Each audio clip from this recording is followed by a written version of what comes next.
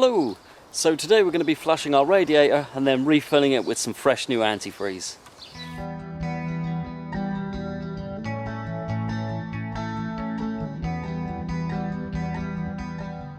So today we're just going to need a few basic tools to remove our side panels, some radiator flush, engine coolant and some deionized water.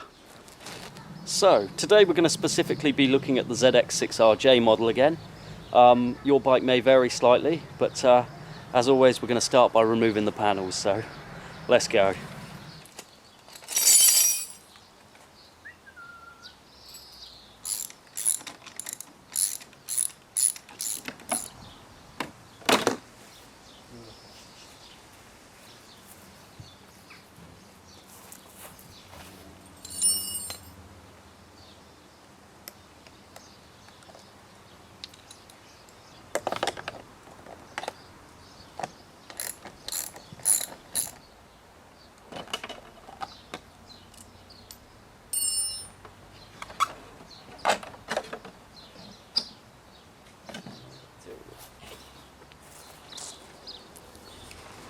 So, we've removed the two side panels, which means we can now get on with the engine flushing. I'm just going to point out, before opening the top cap, you want to make sure the engine is completely cold, because the pressure in there from a hot engine will blow hot water everywhere once you remove it. So we're going to do this on a cold engine. Let's begin. So the first thing we're going to do is remove this radiator cap.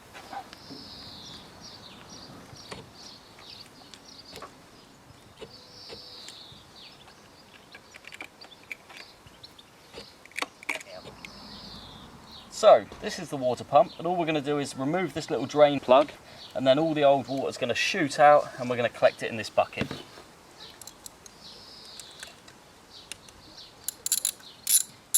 Right, there's also a washer on here, so we've got to be careful not to lose that as well. There we go.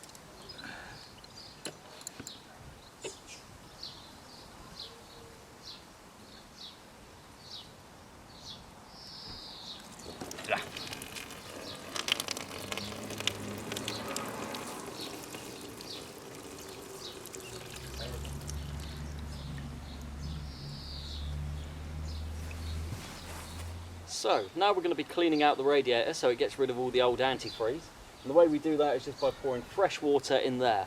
Now, you can use tap water for this, it won't make any difference, as long as the final product you're putting in is deionized water and antifreeze. So, let's get flushing.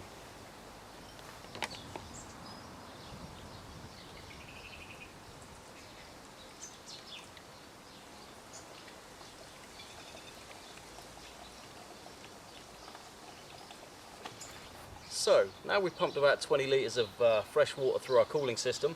There's no more green colour coming out, so we're going to assume that it's completely flushed. The next thing to do is take off the water bottle and empty that out.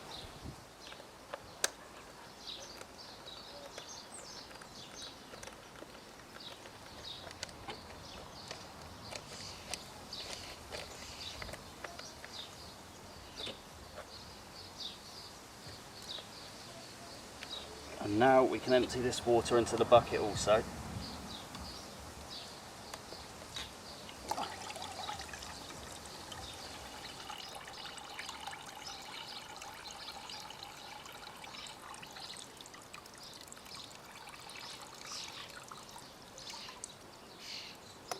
Right, now we can fix this back on.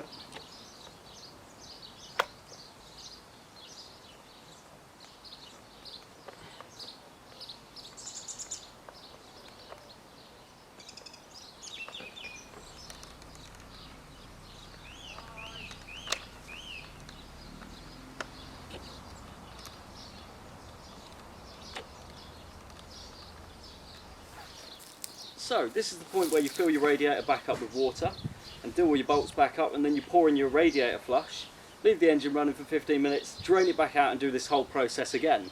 But I'm going to skip the radiator flush today, solely because I'm replacing a pipe in a couple months time, and I'm going to save it for then. So right now we're going to top back up with new antifreeze and deionized water.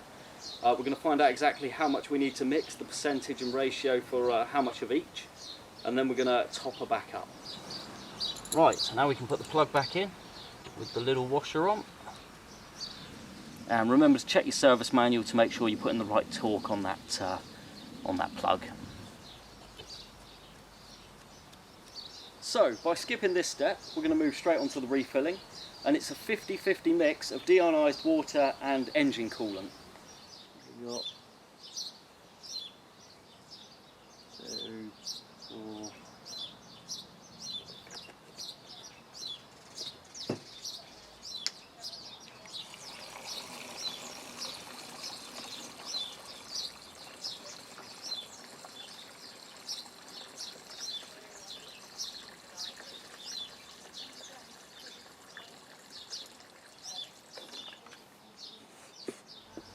So, the best engine coolant and antifreeze to use in my model bike is a green one, and it works at much higher operating temperatures and is much better for cold conditions as well. But I prefer to use a blue one that's available from any garage in the UK, because if I get a leak it's going to be very awkward to find the green one, and you can't mix colours of antifreeze because it bubbles up. So I stick with a blue one that I can get at any garage, and then if I do get a leak, obviously it's available for me to top up and mess about while I'm on a tour. So let's get rid of that one. I don't want any spillages because I've got cats, so let's go through the painful way of putting it through that. This came from my Fisher Price toy set. Oh my god, this is going to take some time.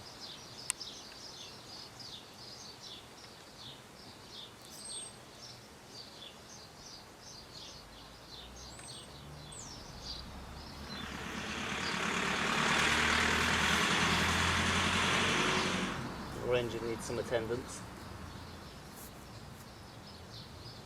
So as you can see, that's now full, and all we're going to do now is top up the water bottle so it's back in the double lines, start the engine up just so the water moves around the system, and then we may need to top up from the cap again, so let's see how we get on. So now we're just going to screw the cap back on, wind it up, 1, 2. So now we can just top this up.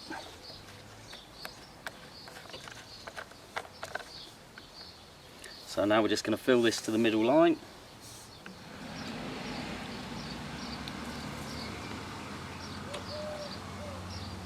Right, if I fill this just to the top line, I know when the bike sits up straight, it drops just about 1/4 of a centimetre below.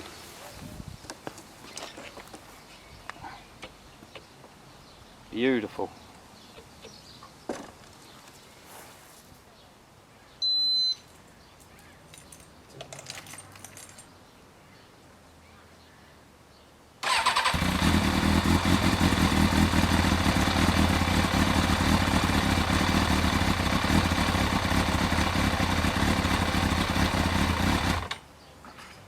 Right, now we're just going to undo the cap again.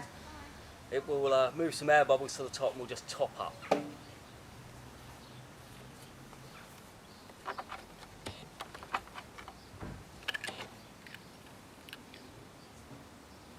Yep, as you can see that's gone down quite a well. As you can't see, it's gone down a bit. We'll just top that up a tiny bit more.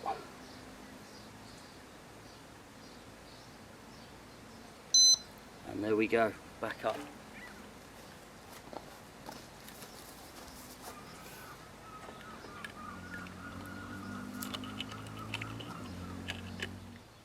Now we're just going to start it up one final time, just if there are any loose air bubbles, they'll all come to the top.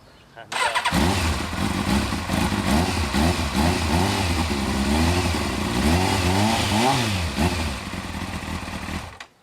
one final check.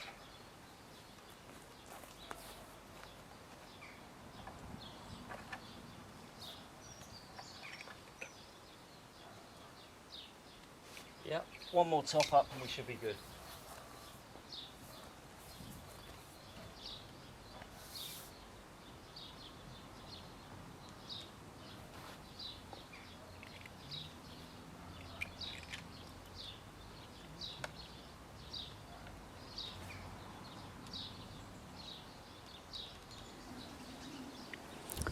So, that's how you empty, flush and refill your radiator. For most of you, you probably know how to do that already, but for the newbies out there, I hope you found this video very useful. And I'll see you next time with, I think, changing the brake pads next, so I'll see you then.